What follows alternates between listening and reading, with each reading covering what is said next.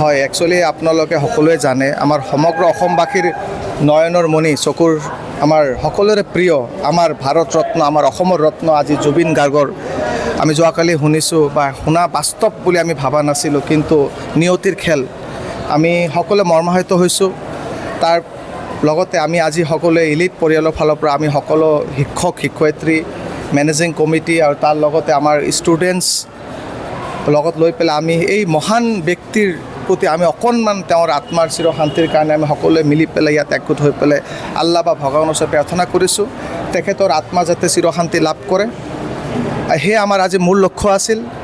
আৰু তেখেতৰ কথা যদি ক'বলৈ যাওঁ, তেখেতৰ কথাৰ কি ক'ম, তেখেতে আমাৰ বাবে যি কৰি থৈ গৈছে আমি ৰাতিটো যদি ভাবোঁ আমাৰ বিশ্বাসে নহ'ব যে আজি জুবিন দা আমাৰ মাজত নাই। তেওঁ আমাৰ কালচাৰৰ কাৰণে আজি অসমৰ লগতে ভাৰতবৰ্ষৰ লগতে আমাৰ তেওঁ গোটেই অল অভাৰ ৱৰ্ল্ডত তেওঁক আমাৰ ৰিপ্ৰেজেণ্ট কৰে। He is the representative of Assam মই ব্যক্তিগত ভাবোঁ।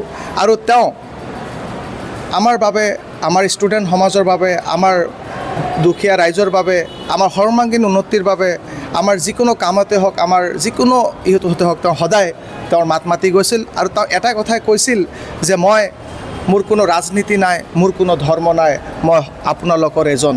আৰু সেই ব্যক্তি আজি যে আমাৰ মাজত নাই, এইটো মই এনেকুৱা লাগিছে আমি অসমবাসী মানে তেওঁৰ অবিহনে কেনেকৈ যে আমি বাকী দিনবোৰ কটাম বা কেনেকৈ আমি কৰিম সেই ভাবিবলৈ আমি মানে এতিয়ালৈকে আমাৰ গা কঁপি আছে।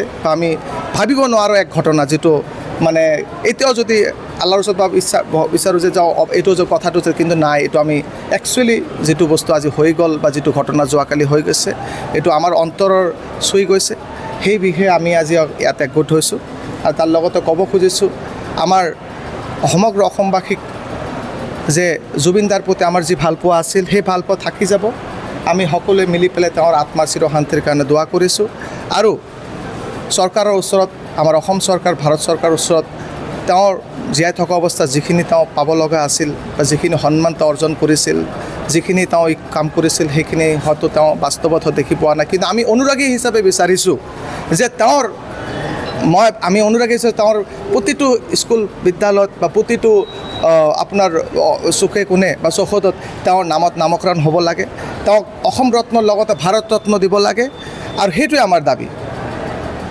আৰু বিশেষ একো ক'ব নোৱাৰিম। আজিৰ দিনটোত সকলোৱে আমি মৰ্মাহত হৈছোঁ। আমি এইখিনি কৰিছোঁ যে তেওঁৰ আত্মা যাতে চিৰ শান্তি লাভ কৰে, তাকে আমি কামনা কৰিছোঁ। ধন্যবাদ। আপোনালোকে চাই আছে নিউজ কেয়াৰ 24 সত্যৰ সন্ধানত অবিৰত যাত্ৰা।